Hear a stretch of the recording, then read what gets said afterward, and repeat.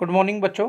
आज हम हिंदी भाषा के अंतर्गत व्याकरण में वचन पढ़ेंगे, जिसे इंग्लिश में नंबर कहते हैं।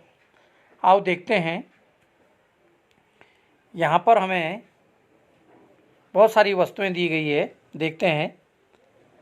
यहाँ पर एक टोकरी है और यहाँ पर बहुत सारे सेब हैं, यानी अनेक सेब, एक अनेक। ऐसे ही यहाँ पर राम, प्रभु राम का चित्र है, वो एक हैं। चंद्रमा आकाश में एक है, लेकिन तारे अनेक हैं। राम, सीता, लक्ष्मण, ये सब मिलकर अनेक व्यक्ति हैं।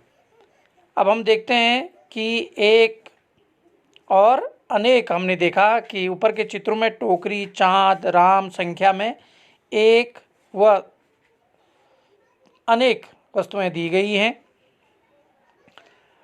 और कुछ वस्तुएं इसमें एक संख्या होने का बोध करा रही हैं और कुछ वस्तुएं अनेक होने का बोध करा रही हैं। शब्द के जिस रूप में संज्ञा या सर्वनाम की संख्या का बोध हो, उसे वचन कहते हैं। हम वचन को ऐसे परिभाषित कर सकते हैं। वचन दो प्रकार के होते हैं, एक है एक वचन और दूसरा है बहुवचन। एक वचन जिस शब्द में एक वस्तु, प्राणी या स्थान का बोध हो, उसे एक वचन कहते हैं, जैसे टोकरी, चाँद, राम, केला आदि। बहुवचन में जिस शब्द से एक से अधिक वस्तुओं, प्राणियों और स्थानों का बोध हो, उसे बहुवचन कहते हैं, जैसे केले, लड़के, घोड़े, तितलियां आदि। अब आगे चलते हैं। जैसे एक कुत्ता है तो उसे कुत्ता, और बहुत सारे हैं तो कुत्ते, लड़का, लड़के, घोड़ी, घोड़ियाँ। एक वचन से बहुवचन बदलने पर उसका रूप बदल जाता है। कभी कभी बहुवचन में संज्ञा का रूप नहीं बदलता, यानी वही रहता है। जैसे चोर भाग गया, और बहुत अधिक होंगे तो चोर भाग गए। साधु जा रहा है, साधु जा रहे हैं। पक्षी उड़ गया, पक्षी उड़ गए। इसी प्रकार से बहुत से नियम हैं।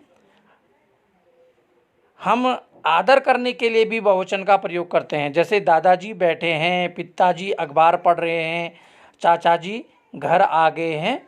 ऐसे आदर शब्दों के लिए भी हम इसका प्रयोग करते हैं। अब यहाँ कुछ संख्या शब्द हैं, जिनके शब्दों के बहुवचन जो हैं वो अलग अलग तरीके से बनते हैं।